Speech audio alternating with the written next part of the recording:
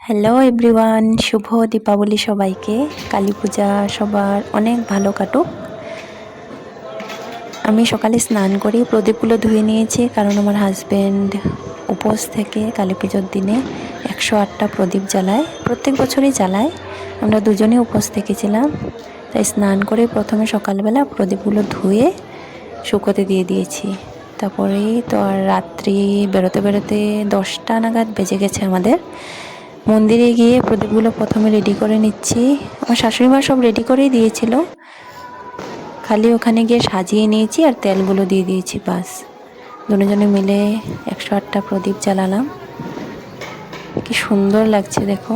আমাদের যেতে যেতে অনেকটাই দেরি হয়ে গেছে, তাই এখানে প্রদীপটা অনেকটাই কম, কিন্তু অন্যবার যাই যে বাপরে, পুরো জায়গাটা পুরো প্রদীপে পুরো ভরা থাকে, অনেক সুন্দর লাগে দেখতে। দেখো, দেখতে দেখতে আমাদের 108টা প্রদীপ জ্বালানো হয়ে গেছে। কি সুন্দর লাগছে দেখো। এখন চলে যাব হচ্ছে মন্দিরে।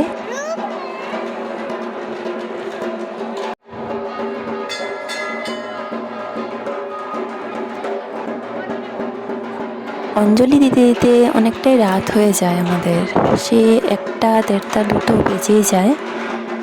কি সুন্দর লাগছে দেখো, অনেক সুন্দর করে সাজিয়েছে। এখানে দেখো ভোগের রেডি করা হচ্ছে। এত ভোগ দেওয়া হয় প্রত্যেকবার, অনেক সুন্দর লাগে দেখতে। আমি ভিডিওটা ভালো করে করতে পারিনি, অনেকটা বাকি ছিল সেখানে ভোগ দেওয়ার এখনও। কি সুন্দর লাগছে দেখো। লাস্ট ইয়ার আমি ভিডিও করেছিলাম, কিন্তু ভিডিওটা আর পোস্ট করা হয়নি। এবছর দেখো সেম প্রত্যেক বছর এতটাই ভোগ এখানে নিবারণ করা হয় মা কালীকে, আর নেক্সট ডে ভোগগুলো আনতে হয়। আমরাও ভোগ লাগিয়ে নিয়েছি এখানে, নেক্সট মর্নিং গিয়ে আবার আনতে হবে। সত্যি পুজোর উপোস থাকাটা মানে অন্যরকমই একটা ফিলিং। অন্যদিন আমরা একবেলা না খেয়ে থাকলে কতটা পরিমাণ খিদে পায় আমাদের, তাই না? কিন্তু পুজোর দিনে উপোস থাকলে একটুকু খিদে পায় না, মনে হয় যে খালি কতক্ষণে যাব, অঞ্জলি দেব, পুজো করব, এটাই শুধু মনের মধ্যে চলতে থাকে।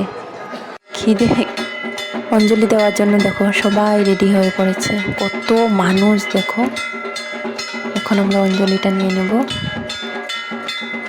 এই আওয়াজটা শুনতেই কতই না ভালো লাগে, তাই না? দেখো কি সুন্দর সবাই অঞ্জলি দেওয়ার জন্য রেডি হয়ে গেছে।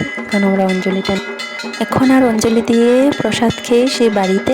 নেক্সট ডে প্ল্যানটা আবার মর্নিংয়ে উঠে হবে, জানি না এখন কি প্ল্যান হবে। আজকের মতো এখানেই শেষ, টাটা।